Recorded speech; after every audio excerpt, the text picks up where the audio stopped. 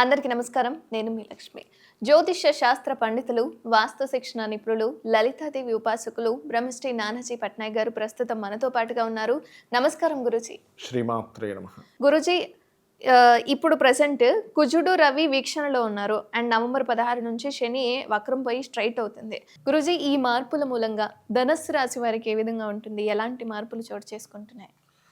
ఈ మార్పుల వల్ల అంటే ధనస్సు వారికి ఫస్ట్ అష్టమంలో కుజుడు సంచారము, లాభంలో భాగ్యాధిపతి లాభంలో రవి సంచారం.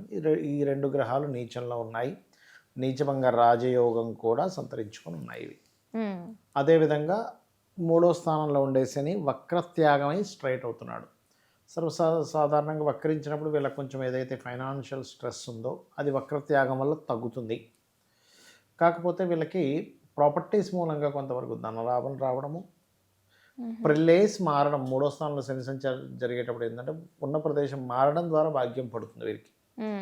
అదేవిధంగా మూడులో ఉండే శని మీద కుజుడు దృష్టి ఉంది. ఇక్కడ కొంచెం ఏదైనా అగ్రిమెంట్ చేసేటప్పుడు, మాట్లాడేటప్పుడు, మెయిల్స్ పంపించేటప్పుడు ఒక్కోసారి మనం చూడండి ఏదో టైప్ చేస్తాం, తప్పుపోతుంది. అది మనకు తెలియదు తప్పు నొక్కుపోయిందని, ఏదో పంపించేస్తాం మొత్తం చదవకుండా. తెర చూస్తే అది ఒక చిన్న ఏం లేదు, కెన్కి కాంటికి టీఏ, ఐ కెన్ అనొచ్చు, ఐ కాంట్ అనొచ్చు, అంతే కదా.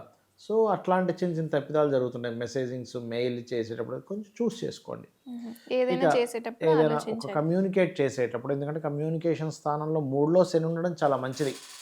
ఎందుకు? ధైర్యము, సాహసము, మీరు చేసే ప్రయత్నానికి ఫలితం ఇస్తుంది మూడో స్థానంలో శని ఉన్నప్పుడు. కానీ దాని మీద కుజుడు దృష్టి ఉంది కాబట్టి ఈ విషయాల్లో జాగ్రత్తగా ఉంటూ, ఇక కుజుడు రవి కూడా నీచపడి ఉన్నారు ఇక్కడ. కుజుడు రవి తీసుకుంటే కుజుడు సహజంగా అష్టమంలో నీచ, అష్టమ స్థానంలో కుజుడు నుంచి పడేటప్పుడు ఏంటంటే వీళ్ళు పర్టికులర్గా యాక్సిడెంట్స్ సంబంధించిన, అంటే ఇక్కడ ఈ రూట్లో ఫాస్ట్గా వెళ్తే యాక్సిడెంట్ అవుద్దని, లేకపోతే కర్వ్స్ ఉన్నాయి, ఇట్లాంటి విషయాల్లో కొంత జాగ్రత్త పడాలి. కాకపోతే అష్టమంలో కుజుడు నీచభంగ రాజయోగం ఏర్పడినప్పుడు ఏంటంటే పూర్వీకుల ఆస్తులు, ముఖ్యంగా తాతగారి ఆస్తికి సంబంధించినటువంటి విషయంలో చాలా బాగుంటుంది. అంటే ఆ ఆస్తి ఇంక రాదు అనుకున్నది కాస్త రావడం, అట్లాంటివి ముఖ్యంగా జరుగుతాయి. అలాగే భాగ్యాధిపతి లాభంలో ఉన్నందుకు తండ్రికి లాభం ఉంటుంది ఇక్కడ. అంటే తండ్రి జాబుకు సంబంధించినవి, తండ్రికి సంబంధించిన కొన్ని లాభం రావడం, లేదా గురువులకు లాభం రావడం, గురువుల ద్వారా కూడా మీకు బ్లెస్సింగ్స్ రావడం, ఇటువంటివి గోచరిస్తున్నాయి. అయితే ఇక్కడ నువ్వులు దానం ఇవ్వడము, లేదా నూనె శివాలయంలో దానంగా ఇవ్వండి. బెల్లము, క్యారెట్లు, గోధుమ రవ్వ, అదేవిధంగా కందులు, వీటిని దానంగా ఇవ్వడము, లేదా కందుల ప్లేస్లో బెల్లము, క్యారెట్లు గోవుకు తినిపించవచ్చు. అంటే దానం ఇవ్వాలనుకునేవారు గోధుమలు, కందులు, నువ్వులు, ఉలవలు ఇవ్వచ్చు. దానం ఇవ్వలేని అనుకునేటువంటి వారు దేశీవాలి గోవుకి కందుల ప్లేస్లో క్యారెట్లు ఇవ్వచ్చు. క్యారెట్లు గోవుకు తినిపించవచ్చు. గోధుమ రవ్వ ప్రదేశంలో మనకి గోధుమ రవ్వే తినిపించవచ్చు డైరెక్ట్గా. ఇక శనికి నువ్వులు దానం ఇస్తాం కదా మనం, నువ్వులు తినిపించకూడదు గోవుకి. ఖచ్చితంగా నువ్వుల ప్రదేశంలో మీరు గోవుకి బెల్లము తినిపించడము, అది కూడా 4 ఉండల్లా తయారు చేసి తినిపించినట్లయితే మంచి ఫలితాలు వస్తాయి.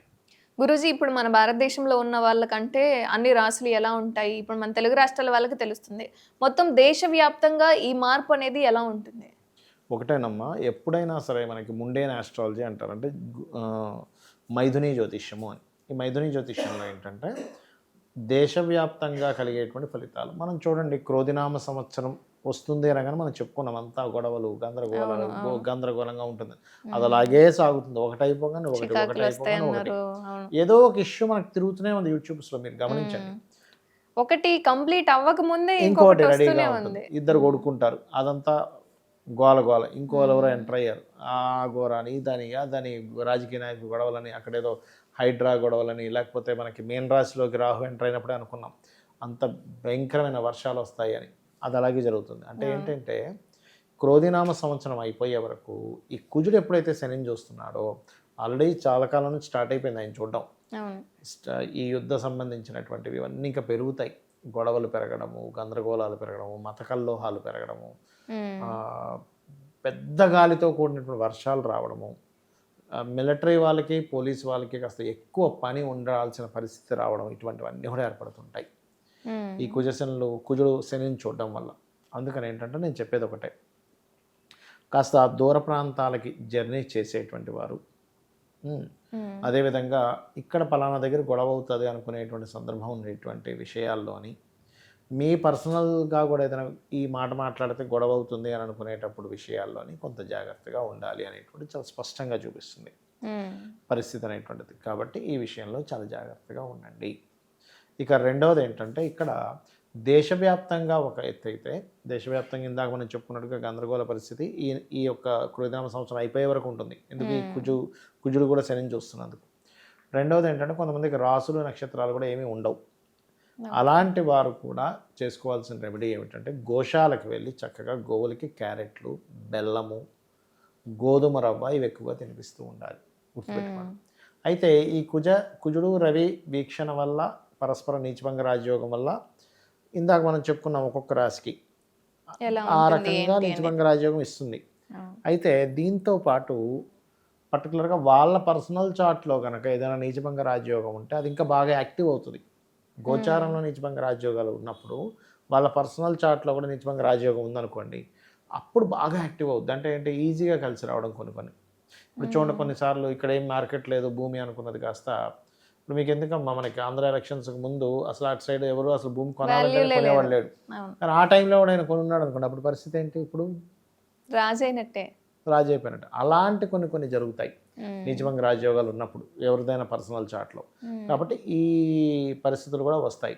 ఇక ఎప్పుడైనా కుజుడు నీచపడ్డప్పుడు ఏమవుద్దంటే అస్సలు ఇంకా రేట్ లేదు అనుకునేవి విపరీతమైన రేట్లు రావడం, సడన్గా డౌన్ఫాల్ అవడం, ఇట్లాంటివి ఎక్కువ జరుగుతుంటాయి.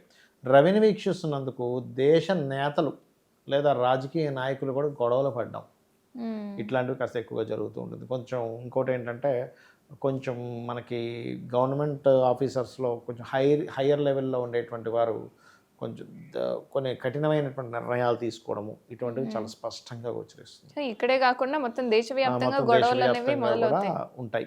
ఉంటాయి. బట్ నేను అనేది ఏంటంటే సామాన్య ప్రజలు పెద్ద వాళ్ళు అనుకోండి అమ్మా, దాన్ని అట్లాగా వాళ్ళు నెట్టుకు రాగలరు. కానీ సామాన్య ప్రజలు ఇబ్బంది పడకుండా ఉండాలి అంటే రవి, కుజ, శని గ్రహాల దగ్గర దీపారాధన ఒకటి చేయాలి. కేతు, ఈ 4 రవి, కుజ, శని, కేతు గ్రహాల దగ్గర దీపారాధన చేయడము. వీలైతే నరసింహస్వామి కానీ, ఆంజనేయ స్వామి కానీ, వెంకటేశ్వర స్వామి కానీ, గణపతి ఆలయాలకు కానీ రెగ్యులర్గా వెళ్ళడం, సుబ్రహ్మణ్యేశ్వర స్వామి ఆలయాలకు కానీ, గోవులకి క్యారెట్లు, బెల్లము, గోధుమ రవ్వ, గ్రాసము ఇవి తినిపించడము. వీలైతే ఇంట్లో చండీ పారాయణం వినడం కానీ, చండీ పారాయణం చేయడం కానీ, చండీ హోమం కానీ లేదా గణపతి తర్పణం కానీ చేసుకోవడము. ఇవి గనక చేసుకోగలిగితే వీళ్ళకి ఎటువంటి ఇబ్బంది అనేటువంటిది ఉండదు.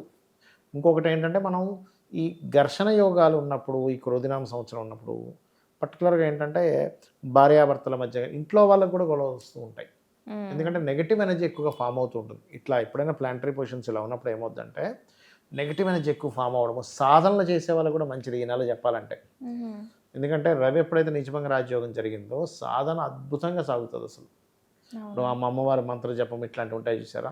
నేను అందుకే మొన్న ఈ అష్టమి నుంచి అమావాస్య వరకు కూడా గురుపుష్మి యోగం వచ్చినప్పటి నుంచి నెక్స్ట్ రాబోయే దీపావళి అమావాస్య వరకు చేసే సాధనలు కూడా బలంగా పనిచేస్తాయి. కాబట్టి ఇవి చేసుకోవాలి ఈ టైంలో. చాలా చక్కటి అంశాలను మాతో పంచుకున్నారు గురుజీ. ధన్యవాదాలు. శ్రీమాత్రే నమః.